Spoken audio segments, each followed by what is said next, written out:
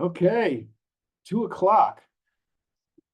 I really do appreciate you guys being here. We are going to have some fun and talk septic systems.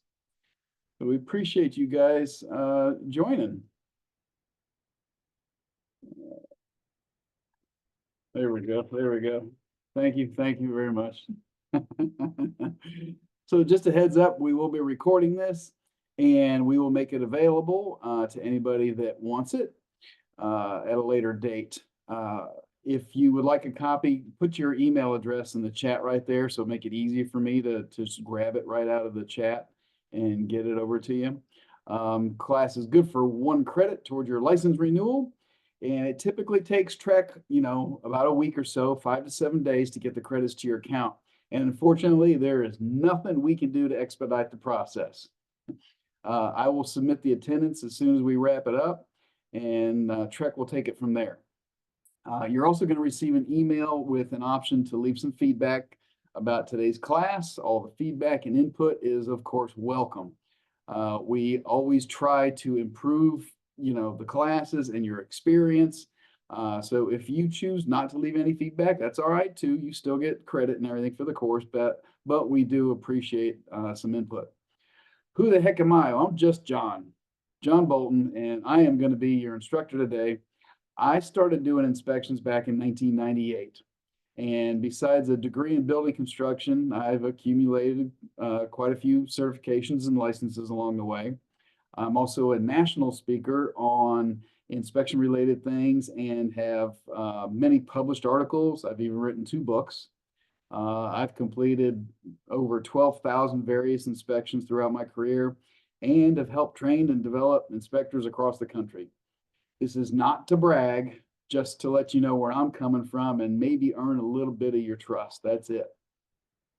If you have any questions as we go through this presentation, feel free to post them in the chat or raise your hand. It's kind of hard to monitor the chat, talk, and use my hands all at the same time, so I'll do my best. And I will stay after class as long as it takes to hit any questions that you might have. Thank you. Thank you. All right, so really quick here, we have some other great classes that anybody can join throughout the state. They're always free and they're always worth CEs. Here's a few of the classes we have coming up. Now, the link you see here, I am going to post that. And I thought I had this thing ready to go for me. If not, I know I have it yep.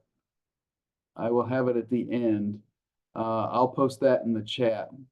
All right, that leads you to our continuing ed portal. If you're interested in attending any of our other classes, just follow it and you can sign up for whatever you want. They're always worth credits. If you enjoy this, we hope you tell your friends and maybe have them join in on another session. Also, if you are interested in having one of our courses presented privately for your office, or your team, we'd love to do that for you. I will Also put Lucas's contact information at the end of this. He is the regional director in the Austin area, and he can accomplish all that stuff for you. He can get that all set up for you. So before we get rolling today, this class is sponsored by TLC Home Inspections. TLC is a local multi-inspector company servicing Austin, San Antonio, Houston, all those surrounding areas. And here's what you get when you choose TLC as your home inspection partner. We have done over 6,000 inspections a year. That's how many we do. That's a lot of inspections. So we've got a lot of experience, and we know you guys work 7 days a week, so we're available for you 7 days a week as well. We include industry-leading warranties with every home inspection for protection way beyond the inspection. We are also excited to provide you and your clients with access to HomeBinder, which is really cool. For the client, HomeBinder it's like a simple, single, secure online platform for all home maintenance needs. It's kind of like an electronic filing cabinet for all things related to the home.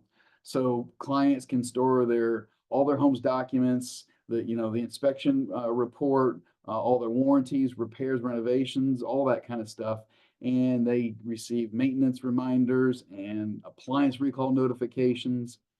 HomeBinder also offers a free concierge service, which is really, really cool. So clients can use that to find and set up their utilities and all their services that come with moving and all that kind of stuff.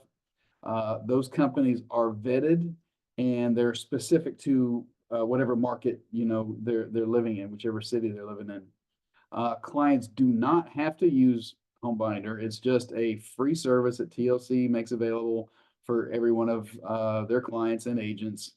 And who doesn't like free, right? This part is really cool. For you, the agent, HomeBinder brands every message and every reminder sent to the client with your information. It's free marketing for you. Helps keep you at the top of mind all the time. HomeBinder provides a repair pricer for the deficiencies that are found in the report that are researched and specific to that geographical area, so you get accurate estimates. And the repair pricer only goes to you, the agent, so you can utilize it for whatever you want. We at TLC typically deliver our reports within a couple hours after the inspection, as long as the technology gods are on our side. We have over 1,400 5-star reviews online, so we take client services very, very seriously. We back every inspection with a 200% guarantee. What that means, if you are not completely satisfied with the inspection, not only are we going to refund your money, but we're also going to pay and send out the inspector of your choice to redo the inspection. So this takes away any other risk in giving us a shot. So here are a few things that separate us from the competition. We do a free thermal imaging scan on every inspection we perform. That gives us the ability to help identify possible things like missing insulation, leaks, overheated breakers, gaps in the duct system, a lot of other things. Most of our packages include foundation elevation readings. So we help take that guesswork out of foundation assessments, giving your clients some like actual real data regarding the performance of the foundation. With most of our packages, the irrigation systems are included up to 12 zones. We do termite inspections, we do swimming pool inspections, septic inspections, and depending on what market you're in, we offer mold and indoor air quality assessments. We can take air samples, surface samples, depending on what the situation demands. And we do sewer scoping. If you have never had a sewer scope, I highly, highly recommend it, even on your own house. You'd be shocked at the stuff that we find inside people's sewer lines, and there is no other way to know without sticking a camera down it. It's kind of like a colonoscopy for your house. And last, hey, we got a smile there. At last, and last really quick, we are happy to announce that we are now offering the option for your clients to pay at close. How cool is that? And yes, that's right. And no extra fees either. It doesn't cost anything. This will allow your clients to get all the options that they want, like if they want to add mold, add radon, sewer scoping, all those type of things that they might otherwise accept that risk, if they forego, because I get it, it gets expensive with all these inspections. But now if you can do it all at closing like that, takes that away and enables your clients to get everything. All right, let's get right into it. Here are the objectives for today's course. What is a septic system? We're going to go over the septic tank and the layers inside of it. We're going to briefly discuss sizing requirements for various homes. We're going to touch on what maintenance is required. You realize you're supposed to, you're supposed to get in there and clean those tanks out periodically, right?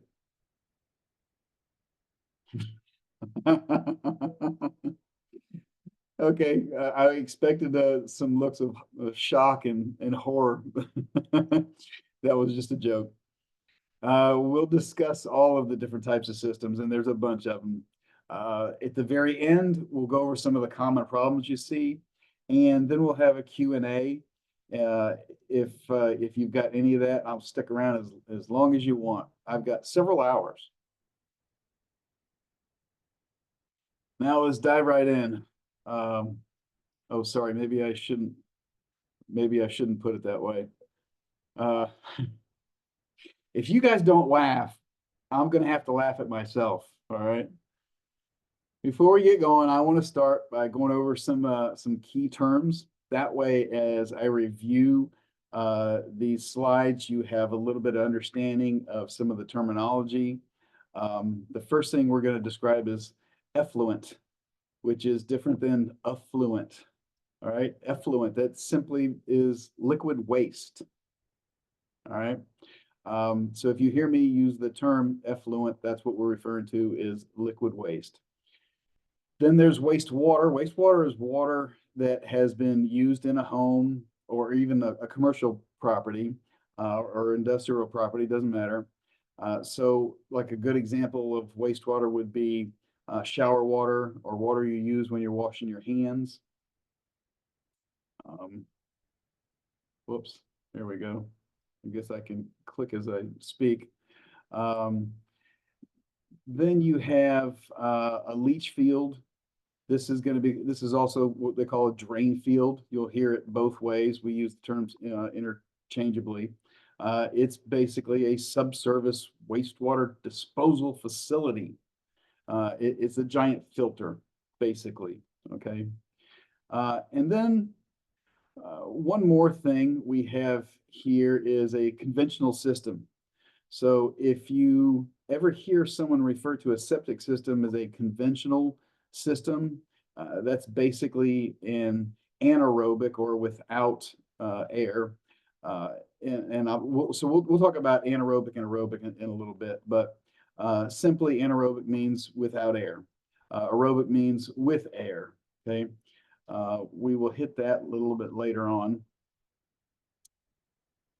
And then you'll probably hear me use terms like microbes. Those are things that live naturally in the soil, and they help actually filter toxins and pathogens. For short, you can call them toxogens. I just made that up on the fly because I ran them together. Toxins and pathogens. So what is a septic system? Septic systems often referred to as an STS, which stands for sanitary treatment system, or an HSTS, which is a home sanitary treatment system. Septic system is often utilized in areas where there's no public sewer. So you're either going to have sewer or septic, right? So a lot of times these homes may be more rural or on large plots of land where a city system isn't readily accessible. And the whole purpose of it is the treatment of wastewater that comes from the home. And of course, when I say that, we're talking businesses as well, right? That effluent will be filtered and discharged back to the environment. So you don't have any of those health effects. The earth will naturally, or the system will naturally filter it.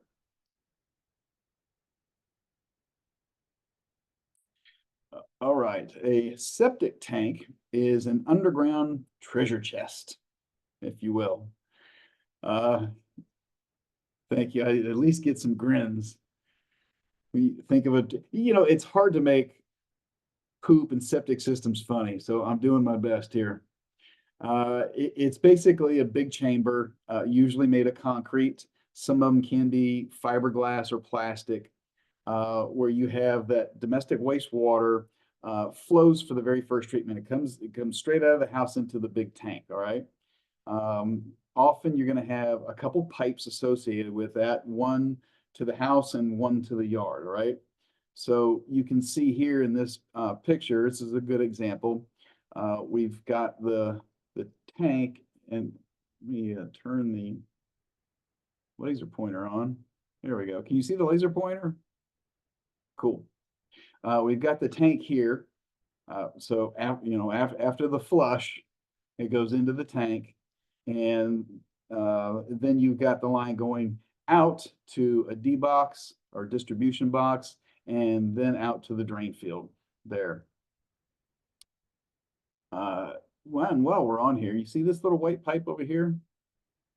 Okay, that is, and everybody has these, and I'm sure you've seen them before. You guys are real estate agents. That little pipe there that penetrates the roof, that lets air behind the water. Remember when you're kids, or like me last night, when you put a straw in a drink, put your thumb over it, and you lift up the straw out of the drink, and the water doesn't come out, and you take your thumb off, and then the water comes out? Well, that pipe right there is taking your thumb off of the pipe. It lets air in behind, so everything will go away when you do this. When you flush the toilet, everything goes away. So those need to be cleared. Occasionally we get on the roof, and especially like new construction or newer construction, and they test those, and they'll plug those and test the whole entire drain system during construction, and sometimes they forget to take that little plug out. Occasionally you find those plugged, and then the system won't work right. You might hear gurgling or something like that. So essentially what happens in the tank is the heavier solid waste stuff settles, and the bacteria that is in there eats it up, breaks it down. The liquids and the lighter waste that are in there become floating, and they rise to the middle or the top. And we'll look at these three layers in a little bit.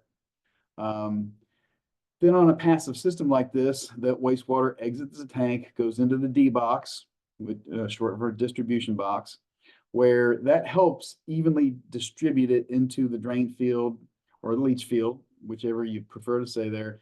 And then it percolates down through the soil, where it is, air quotes, cleaned.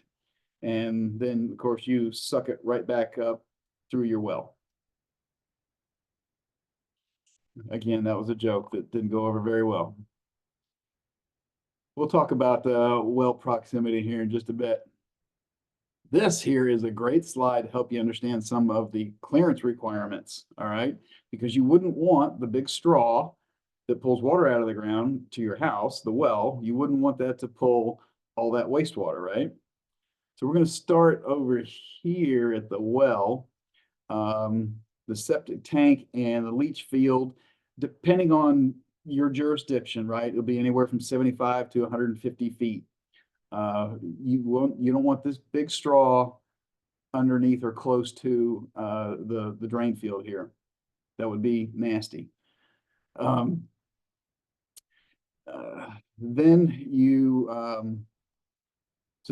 you've got your distance, and the septic tank will typically be about at least 5 feet from the foundation, and the leach field or drain field will be at least 5 feet from the slab on grade too.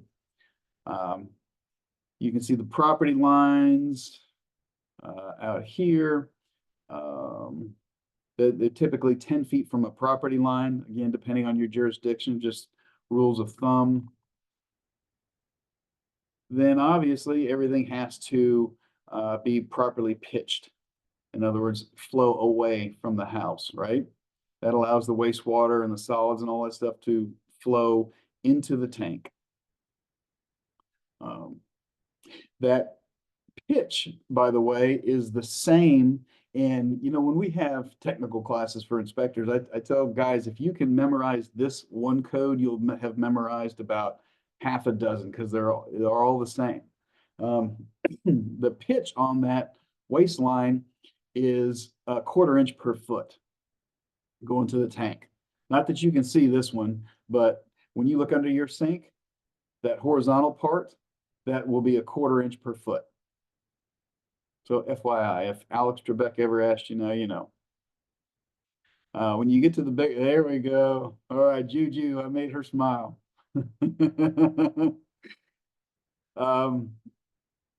Some of the bigger pipes, it's a little bit less, about 1/8 of an inch per foot, but those are the big stuff that either you can't see or we don't have on residential.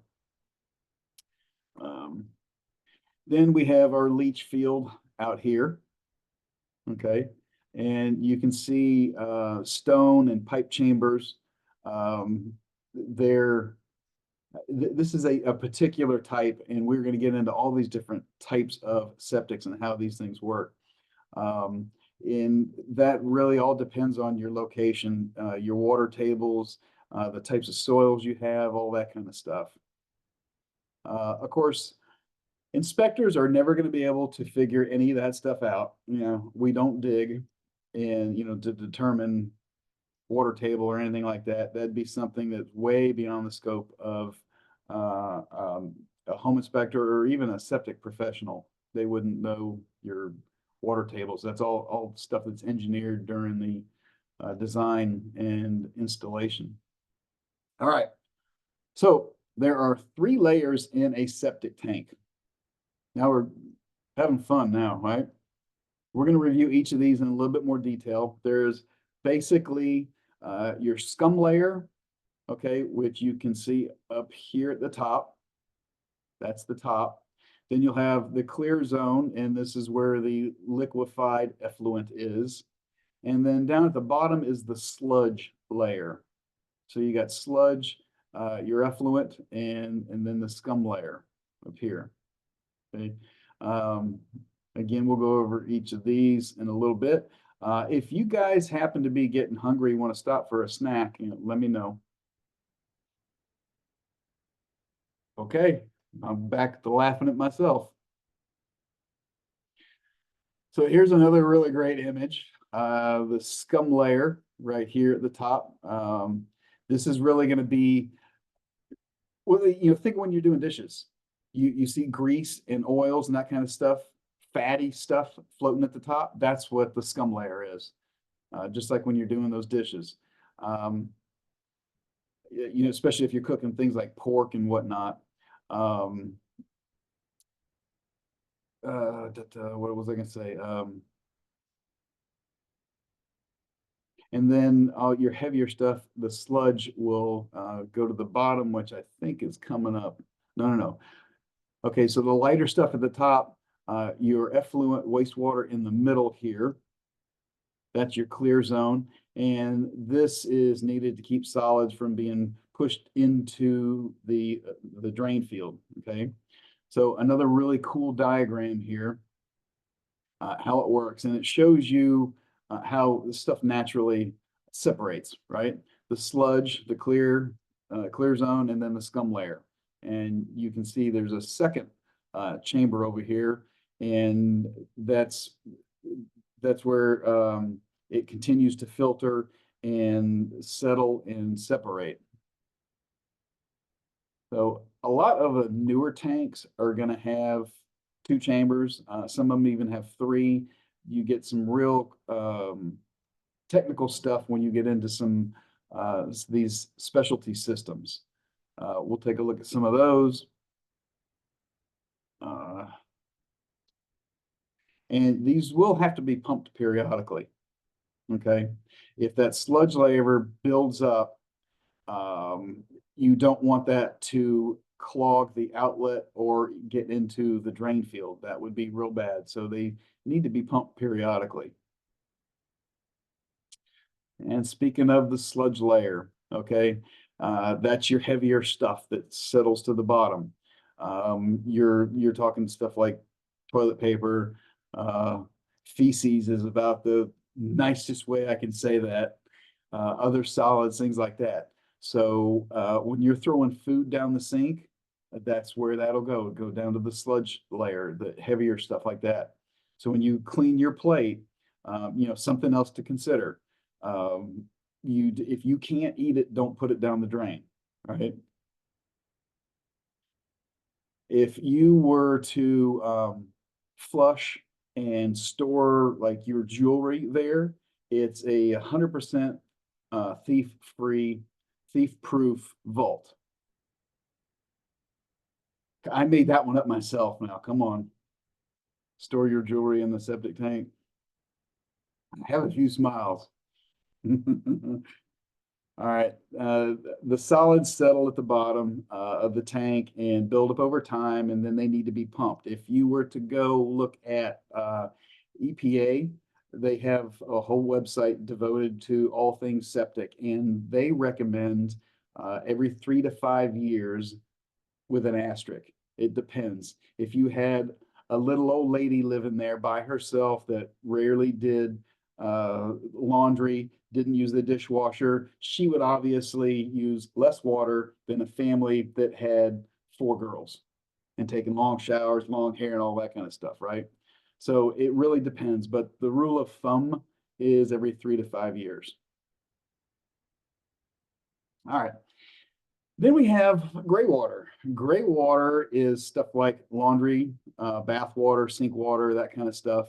Homes with basement baths and laundry, they're obviously lower, and they would have to have a sump pump or lift pump to get that gray water out from the low point up and out to the septic for treatment.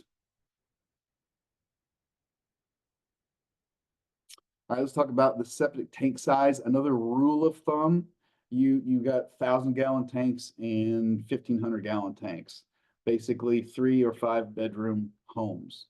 Okay, those are just rules of thumb. All right, typicals. The way they figure that out is they say there's about each person uses about 75 gallons per day, and they size these things. They size septic systems based on the number of bedrooms, not the number of bathrooms, right? It's kind of a little counterintuitive, but if you think about that, if they say there's 2 people per bedroom, then you know how much water each person uses, and then you can make a calculation. Make sense? So we will, as inspectors, we look, and if we see that, we're doing our research before we go out, and the house is built in 1955, and back then they didn't make them real big, right? It's a 2-1, and then we show up. There's been no permits, but now all of a sudden this 2-1 is a 4-3. Okay, so you went from 2 bedrooms to 4 bedrooms. If it was on septic system, it was originally designed and engineered, right, for lesser people. Now you've doubled that, and if you haven't re-engineered or updated that septic system, it may not be able to handle it. And say that there's been that little old lady, all right, she's a widower and she's lived there her whole life. She's there for 50, 60, 70 years, whatever it is, and she's never had a problem. But your client has 3 kids. When they move in, if that formerly 2-1, now 4-3, and this new usage pattern, they could experience a failure pretty quick. So septics are not cheap. This is a thousands game. It's not a cheap thing. So you never ever want to forego septic inspections and maintenance and that kind of stuff. This is a big deal. So really glad you guys are here. It shows that you're way ahead of your competition, right? But speaking of septic tanks, did you hear about the two septic tanks that were having a chat? No? Yeah, one says to the other, there's a whole world up there that we can't even see. There's trees and clouds and beautiful sky and people and animals and all that stuff. And the other tank looks at him from, out of the corner of his eye and said, "Shut up, you're full of crap."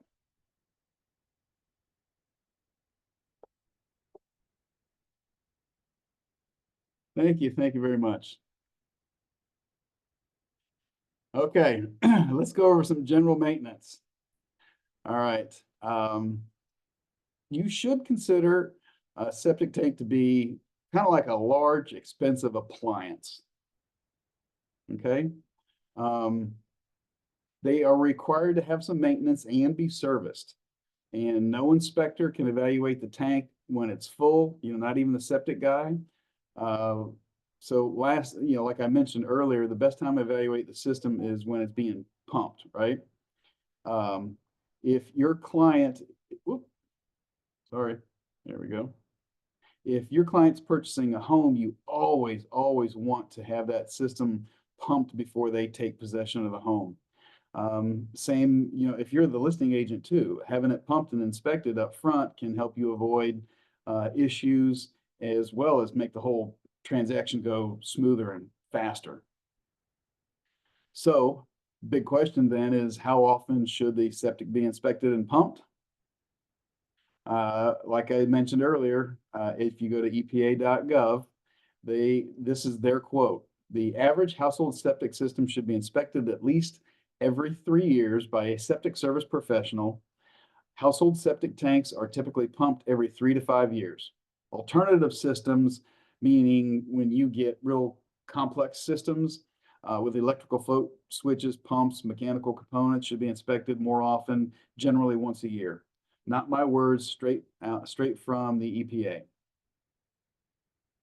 And speaking of pumpers, did you hear about the septic pumper that jumped into the tank? Yeah, he was really down in the dumps.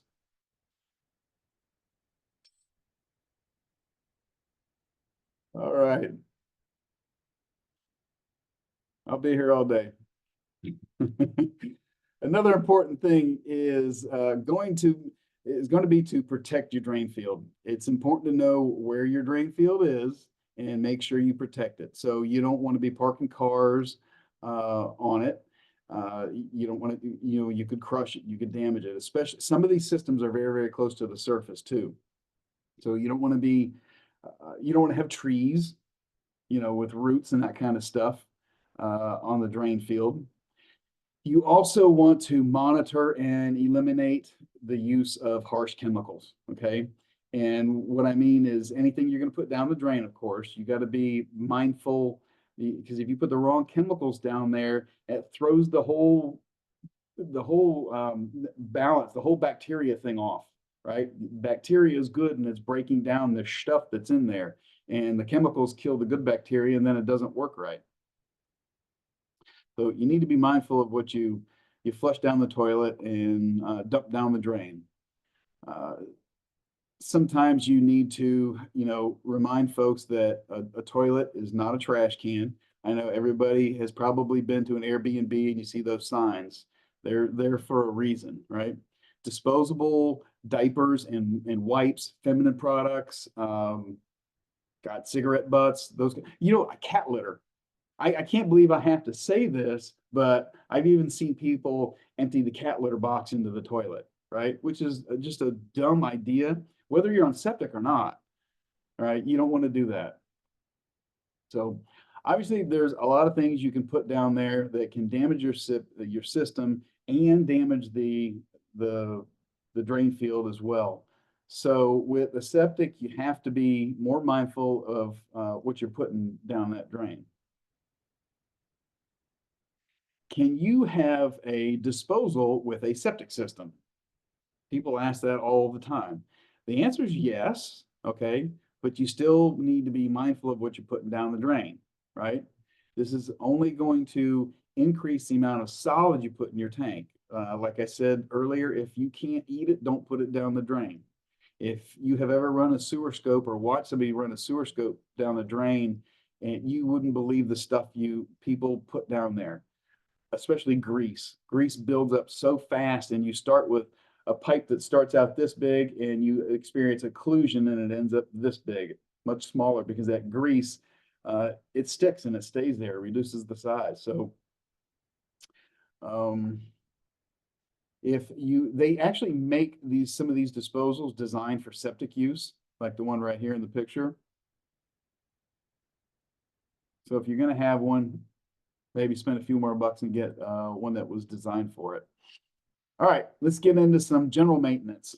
To prevent system freezing during cold weather, you really need to make sure all your exposed lines are properly insulated, right?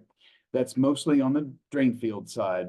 Your drain line is going to be underground already, right? So you shouldn't see that. But any exposed lines in the drain field, especially some of these systems where they're only 6 inches, 12 inches deep on some of these systems, they can actually freeze. And of course, you all know that we do get occasional freezes, right? I don't think I need to remind anybody here after the ice apocalypse, right? So maintain your plants, trees, anything like that.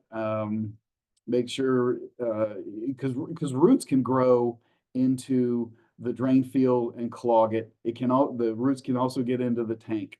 I remember we had an inspection one time. It was a real log cabin, like real tree logs, the legit thing. So it was really, really cool house. We get there and it was clear that there's been a previous inspection. The septic contractor had excavated the tank, and when we got there, the dirt was off, the lid was on. So what that tells me is they found something, they can't conceal it, just like a contractor wouldn't open a wall up, find structural damage or termites or bad electrical, and then put drywall back. That would be illegal. Same thing with the septic contractor. So we knew there was an issue. We highly recommended the guy call a septic guy, which he did, and he showed up while we were still there. He comes, pulls the lid, and takes one look, and he goes, "Yep, I can't help you." It was completely full of roots, and that was going to get expensive real fast. So just right then and there, and make a long story short, it would have had to been relocated for reasons that it would just take me too long. So you were looking at tens of thousands of dollars right there. So if that deal was close, it just went over for those people. Next one is follow manufacturer's instructions when you're using any cleaners or additives, right? It's important to remember that you don't want to break down the good bacteria that's eating the stuff down there. You don't want to just go throw any combination of chemicals. So simple basic things, soap, okay, that's all, that's not an issue. I'm talking heavy duty cleaners, paint thinners, people occasionally think it's okay to put down a drain, weird stuff. Anything of that nature, always be real mindful about what you're putting down there, because in some cases it could ruin the biology of the system. And then, like it says here in the picture, protect it and inspect it. Regular septic maintenance can save thousands of dollars, and what that means is an issue with the septic can sometimes leak out onto the ground, and now it poses a public health issue. And just like everything else in your home, it's always better to be proactive than to be reactive, right? It's amazing, with so many things in our lives, we are very proactive. We take our cars in for oil changes, we go to the doctor for checkups, but one of our biggest investments are, our houses. So many of our major appliance and systems never get looked at until there's a problem, and septic could cost you big time. So things like that need to be pumped frequently, serviced frequently. That is going to extend the life, ultimately save you money in the long run. This is another great diagram straight off the EPA website. Feel free to check out, by the way, epa.gov/septic, because I know this stuff is riveting information that you may want to review over and over again. Not even a smile. All right. There's a lot of really good stuff there, seriously. They call it being septic smart. So the first thing here is shield your field aspect. I get good marketing people there. This is cool stuff. Shield your field, meaning divert rainwater and surface water away, avoid parking cars, planting trees, those kind of things on the drain field. Next one is don't overload the commode. Don't flush diapers, feminine products, wipes, that kind of thing. Those are for the trash can, not the toilet. Think at the sink. This is cool. So I love this stuff. Limit the use of your garbage disposal and avoid putting fats, grease, solids, harsh chemicals down the drain. And we have don't strain the drain. Use your water efficiently and stagger the use of water-based appliances like your washing machine and dishwasher. Keep it clean.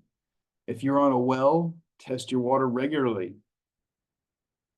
Definitely test your water regularly. You don't want the contaminants one day getting from point A to the big straw that goes in the ground. And are any of y'all, by the way, on septic and well? I can only see a couple. Okay, at least Miss Juju is. I can only see a couple of you. You know what I'm talking about, then. Then you have pump your tank. Ensure that your tank is pumped regular intervals as recommended by professionals. EPA says 3 to 5 years, right? So protect it and inspect it. So this is a really, just a really good diagram here to show you how everything works together and some of the things we can do to help ensure the longest life of the system. So next, we're going to review the various types of septic systems that you're going to see. The most common going to be conventional, okay, and aerobic systems. Remember, a conventional system is simply an anaerobic system, and you have anaerobic. Remember, aerobic is air, anaerobic is without air. But it's helpful to know the various types of systems. So when you're talking to clients, you sound smarter, and it makes you worth more, right? The more you know, the more you're worth. So we're going to describe a lot of these different systems. I will go as quickly as I can here because there's so much stuff, right? So let's dive in. All right. The first one's an anaerobic system. This is your basic conventional system. This system involves the use of bacteria that breaks down the stuff, okay? There's no added oxygen in this. Okay, bacteria will break down all the waste before it's distributed into the drain field. That bacteria grows naturally in there. You don't have to do anything with it. There are additives. You can go to the grocery and buy additives that you can add to the tank that helps promote proper functioning and stuff. However, if you maintain this, none of that should be necessary, right? EPA even says that on their website.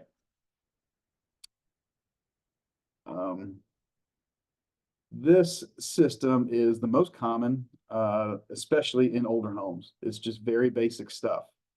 As we get into newer construction, of course, those are your lot sizes become smaller. You're closer to water sources and things like that, and they start to get more complex. I'm going to get into those here in just a bit. Here's a really great image to show you how the whole thing works, right? Here's the big straw on the ground, right? Here's your well. So you have water coming into the house, right? Then water comes out of the house into the tank, right?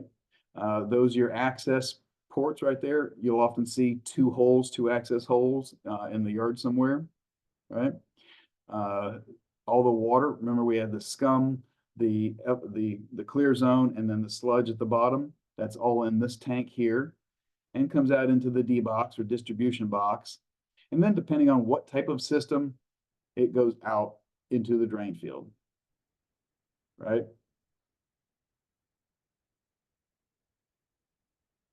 All that effluent will get filtered naturally through the earth on this one, right? Before it gets, before the straw over here picks it back up and takes it back in the house. Okay, I'm the only one smiling. Those gravel systems, older ones, they're usually pretty large, you know, the footprint size. Um, they might not be suitable for all sites and conditions, okay? That's why we're gonna see a lot of different types of systems today.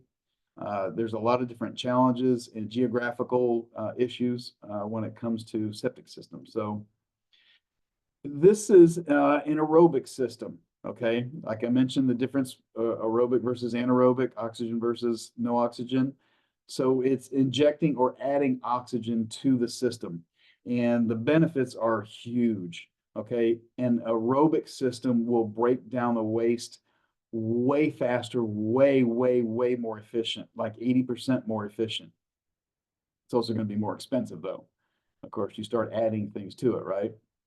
When you get areas that have poor soil types, you know, that don't perk very fast, those can be challenging. So the septic system is going to become more intricate.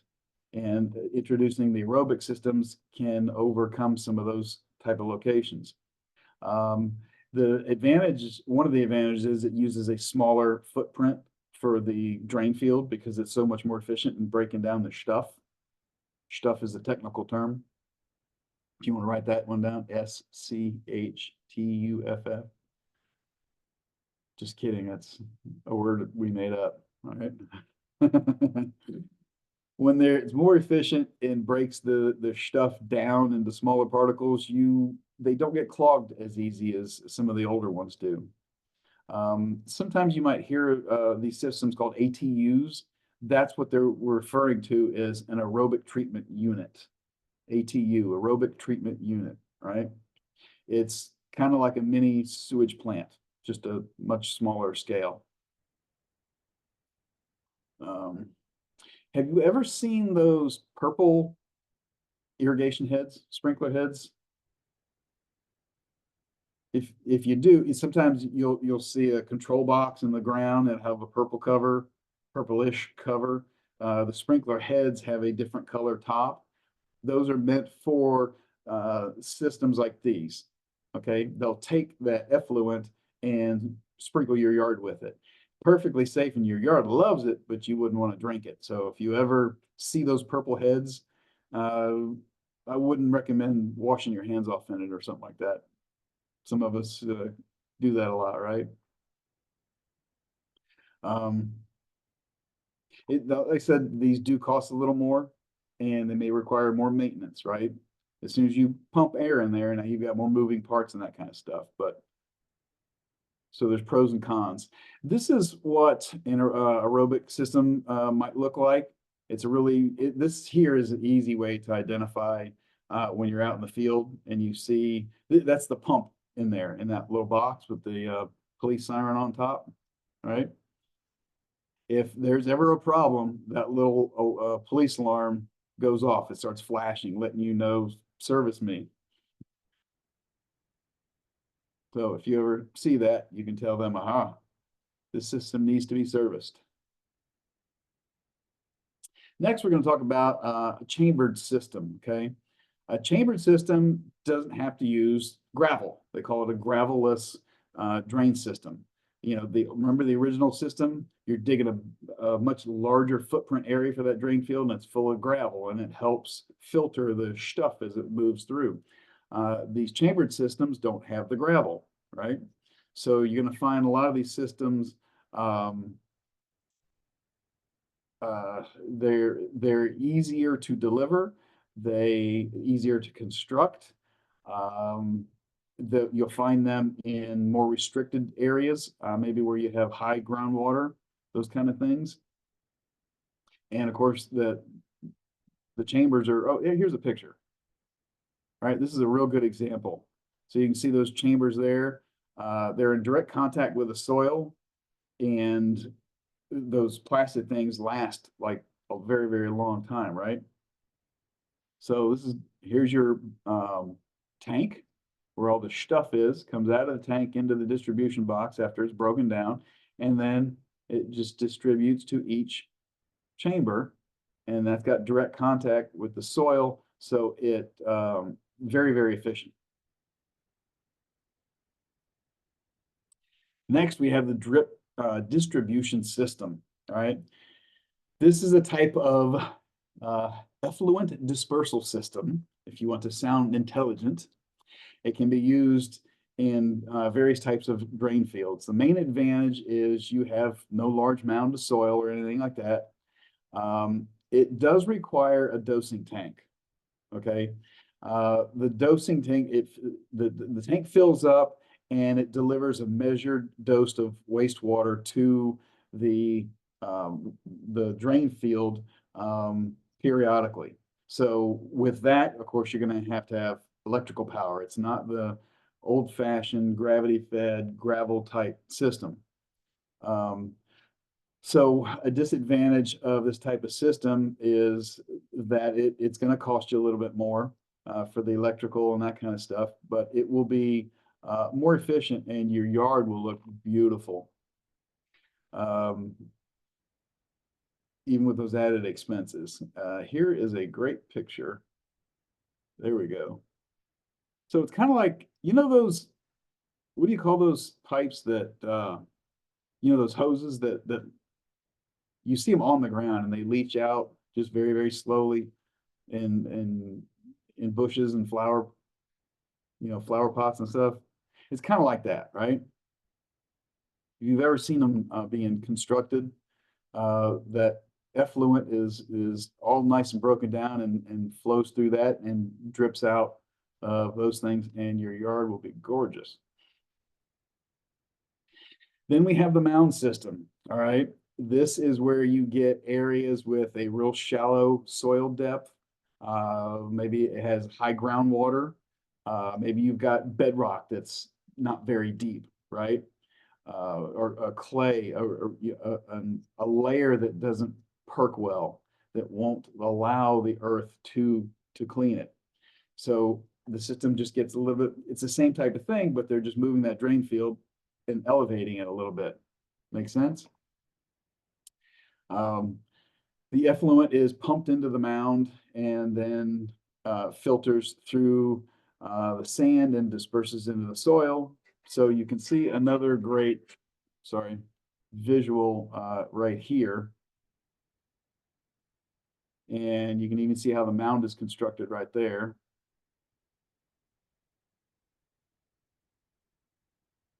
So while a mound system is a real good indication of what the soil conditions are going to be in a neighborhood. If you're driving through there and seeing all these big mounds, they're not real pretty, but that's what they are.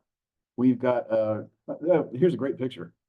I mean, that's a big one, okay? They're not all this big, but we've got a neighborhood not far from here. And as you drive in, you've got one of these right smack in front of that, because all the systems are in the front yard. You got them right in front and it almost blocks the whole front door. It takes the view completely away. And then the one next door is flat. The one next door has got the mound. One next door is flat. And it keeps alternating like that. What they're experiencing in that area is failures. So the people with the flat front yards, where you can see the house, those are just closer to failure. So those are like, big red flag. If those haven't been evaluated and repaired and upgraded, they probably need to be. But that's an obvious, when you drive in that neighborhood, you can't miss it. Like every other house is a mound like that. Next, we have sand filtered systems. And I'm going to be honest again, the most common are conventional anaerobic and aerobic systems. Those indeed you'll see over and over again. A lot of these sand ones like this, you're not going to see in Texas, so I'll go over it quick. It's kind of important just so you get it, you understand the various types of systems. And if Alex Trebek ever asked you, you will know. Thank you, Juju. So I'm watching you smile. Even your eyes are smiling. That's great. So a sand filter provides a high level of treatment. It's great for sites that have the high water tables. These can be above or below grade too. So effluent is pumped to the top of that filter and then filtered through the sand before it's discharged to the drain field, just like every other system, right? Pretty simple concept. This is what they look like. It looks like a giant, strange sandbox, like what you're looking at here. This looks like a absolute weeding nightmare to me. Had be full of weeds in no time, right? Then you have something really cool called an evapotranspiration system. Yeah, say that 3 times fast. With this one, effluent never drains into the ground. This is a little different. It's kind of neat. It actually evaporates into the air with this particular system. You have the base of the drain field is lined with a watertight material, so the effluent never reaches the groundwater, right? It's it's useful in very specific environmental conditions, and so you'll usually only find those in very arid areas, really, really dry climates, because you've got to have adequate heat and sunlight. I bring this up to show you here because it's just a really cool picture, different type of system. It's all the same. The water comes out of the house into the tank and then into this particular type of system. And this one, I've got a cool picture coming up. I'll show you. Doesn't drain through the earth like the rest of the systems. This is the only one that encourages the evaporation.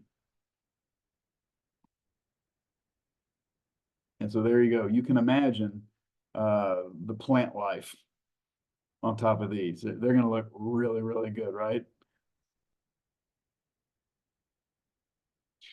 All right, this one is also a neat concept. Is what they call a wetland system, right? It mimics a treatment process, a treatment process that naturally occurs the way God made it in natural wetlands, right? So wastewater is treated by microbes, plants, and other media and stuff like that that remove the pathogens, the bacteria, that kind of stuff. The plants are going to grow really, really well. So you're going to use these, and you'll have plants that only grow where it's constantly wet, right? You'll have wastewater that exits the wetland and flows into the drain field after that. There's different ways to do that. I'm going to show you a really cool picture of one of these next, but first, really quick, from our septic over to that wetland, you can see in this instance, it does flow to a distribution system, right? It's also using all those types of plants to help filter, right? Remove the pathogens, bacteria, and stuff through the pea gravel to the D box and then to the drain field. And here is an actual system in a community. I don't know, I can just appreciate this for its engineering, for its design. Kind of neat, right? So all these houses up here they're probably all sharing this big, huge wetland system. Then you've got, speaking of, a cluster or a community system. And I know you're thinking, I'm surprised. I never knew there were this many types of septic systems. There are a lot of different ones, and each one has its own purpose. And when you get into restricted areas, you got to get creative if you want to live there, right? So here is a decentralized wastewater treatment system used by the whole neighborhood. Okay, so often it's co-owned by the residents. So this is kind of stuff you would need to discover, and while you're going through your inspection processes, find out who owns what, who's responsible for what, because each one of those residents are going to be responsible for their tank, but and pumping and inspecting the tanks, but the community would share the drain field. all I can think of is like, what could go wrong? Right? You get one person that refuses to maintain or pay, and I don't know. So it'd be good information to have while you're going through the purchasing process with your client, right? This particular system in the image, they're using a drip system. Um, Typically, these things are going to be in like pretty rural areas, 20, 30 acre, 20 or 30 acre parcels, big stuff like that, where you got a clusters of homes that are really, really close. Um, those are the only times I've ever heard of them. Here's a cool picture, and it makes sense when you think of this is in Colorado. So if you got a cabin community, you got a whole bunch of cabins really close to each other. There's no room to put all these individual systems with each individual cabin. So all those cabins run to each of these little tanks. So that's an example of a community or a cluster system. All right, we're getting near the end here. We've covered a whole bunch of systems, right? I hope your systems are not overloaded. I still got them. Like most components of your house, septic systems are going to require maintenance. And if maintained, the systems work reliably for years and years and years, right? If the system is not maintained, then your buyers, run the risk of dangerous or very costly failures and repairs, right? So never ever forego a septic inspection. I think if I say this 10 times, it wouldn't be enough. A failed or malfunctioning system, it can become a risk to humans and animals and stuff, right? It can pollute the environment. So that's what I think is kind of the most important thing beside your wallet, right? So a responsible owner like Ms. Juju is going to be alert to signs of failure, right? Regardless of how old the thing is, right? So you've got to respond quickly because nothing gets better or cheaper with time. A quick response is going to save you money and may prevent people from getting sick. So let's take a look at some of the common problems. What I'm going to do is I'm going to show you some visual examples and talk about things we typically see as inspectors. Things that you need to be mindful of as a homeowner. So first one is going to be if you're seeing standing water or wet spots near the septic tank or the drain field, right? Especially if there's been no rain. Like right now where I'm at, we have had no rain in a month. Right? If you see a wet spot, big red flag. I actually had this happen to me one time. It hadn't rained in a month or two or something like that, a long, long time. And we went in the backyard, and this was on Lake Jessup in Central Florida. And there's a big puddle of water in the back. And I'm like, uh-oh, there's a problem. I called my septic guy and I told him where I was at. And he goes, oh, I know exactly where you're at. Because it's right on Lake Jessup, those systems, you can't just repair those. Those are required to be modified and re-engineered. And he says, you're starting at probably 30 grand, starting, depending on how much room he has to do. Yeah, this is exactly big eyes, right? I never, ever, ever forego a septic inspection. This just happened to be, this was obvious to me. I'm like, oh my God. So I saw that, called my septic guy, and he told me that. And that was one of those things where I just stopped what I was doing and I went to the agent and buyer and I said, listen, it hasn't rained in a long time. Oh, yeah, we know. You got a big puddle of water in the backyard. Where'd that come from? Well, my guess is the septic system. And I called my septic guy and this is what he told me, starting at 30 grand. And they said, thank you very much. We're already at the end of our wallet and this deal is done. So the deal was off. However, we saved these people tens of thousands of dollars and they were ecstatic that they had an inspection and somebody that was able to recognize that. And any of you guys would be able to, see that. You had a big puddle of water and there's been no rain. And those houses have no irrigation systems either. So now you know. Another thing to be mindful of is, if it stinks, you get some bad odors, right? You shouldn't smell anything on these systems. So that'd be another red flag. right? Tree root infiltration. So you want to make sure that you don't have trees near there. They may have been smaller trees when the house was built. Now they're bigger. You want to be careful if you're installing fencing or having a pond dug or something like that. Don't park your vehicles over it. I know we mentioned these things earlier. I'm trying to go quick. And then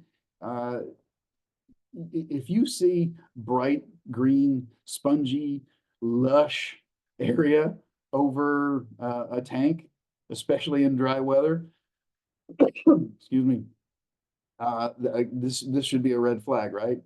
If you have an area where everything's dried and brown, and then you've got, like in this picture, you got that nice bright strip of grass, that could be an issue, right?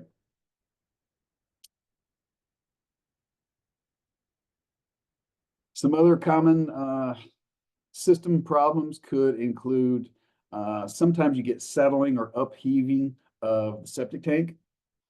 We see this occasionally. There are areas, you know, in Texas that have expansive soils, like, you know, high clay areas, things like that. So it could be an issue, not very often, but if we notice an area where we know where the tank is and there's a big dip in the ground, that could be an indication that maybe something's broke, leaking, it's settled, right? And what's that going to lead to? Well, you're going to damage pipes, it's going to leak, roots are going to get in, and now you're into some very, very expensive repairs or replacements. Chemicals, paints, auto products in the septic, bad idea, right? I know I've said this multiple times, but it's really important. There's proper places to dispose of chemicals and paints and that kind of stuff.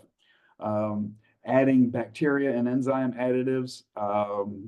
Again, if everything is properly maintained, you shouldn't need any of those things. Some people feel compelled, like they need to maintain with these enzyme additives and stuff that they get at the Publix and whatnot. But the last thing is going to be filters, clogged filters.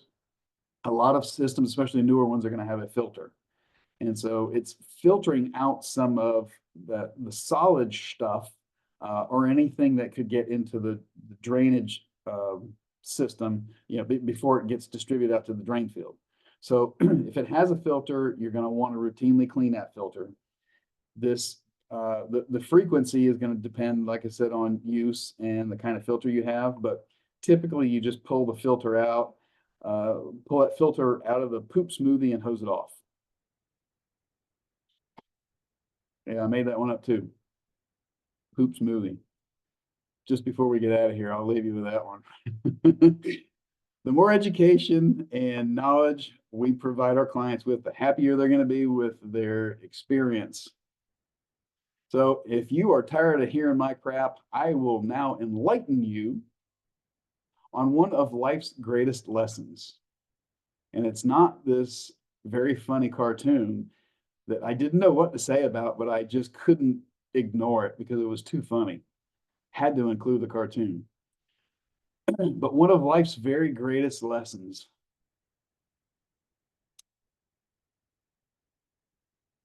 The only reason the neighbor's grass is greener is because the septic tank is overflowing. That's right. And with that, that's it. Brings us to the end of our little presentation. Thank you all so much. I went a couple minutes over, not bad for me. I'll stick around if anybody's got any questions. Let me go ahead and put my contact and Lucas's contact in the chat here real quick. Well, there we go. Control copy. I'll put this in here because it has, thank you guys so much. Well, it just pasted. Okay, let me try it again. That right there is for other classes that we offer. If anybody is interested, we got a lot of really cool stuff. Really cool stuff. Control copy. Huh. I don't know why it won't. Yeah, it won't paste those in there for some reason. But I think you guys can probably figure out how to get a hold of us, right?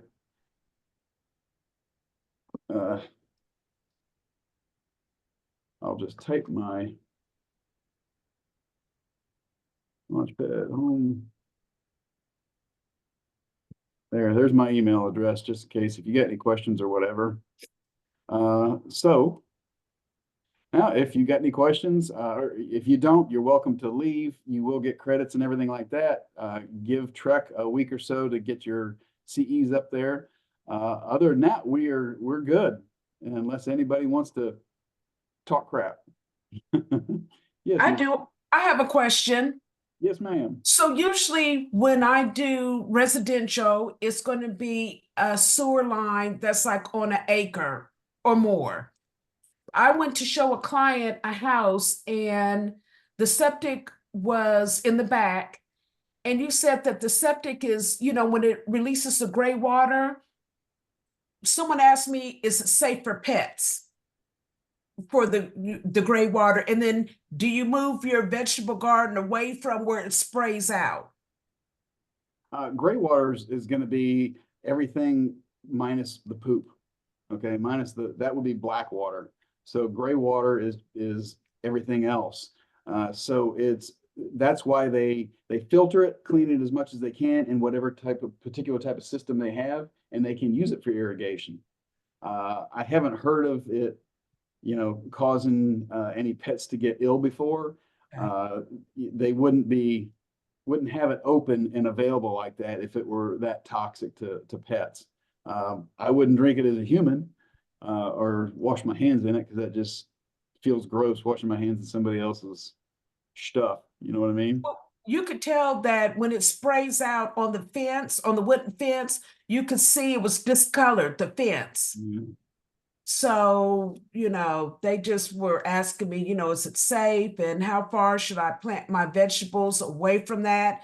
And I told them we would have to see where that gray water, comes out. Yeah, Depending it should be really good for the plants. even like the fruits and vegetables in the garden and stuff like that. Yeah, it should be fine. Oh, Think okay. about it. You can go to Home Depot and buy a bag of black cow, right? You can buy a bag of poop and go put it Okay. on your plants. So Yeah. this is wastewater, the effluent that has been filtered and is now released. So yeah, it should be fine. Okay.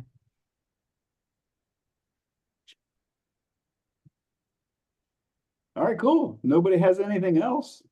If you want a copy of this, put your email in here and I will get it to you. Oh, I see Ms. D's and Ms. Kathy's. Okay. I will get you this later on, maybe tomorrow. Thank you. Thank you for your time. Thank you.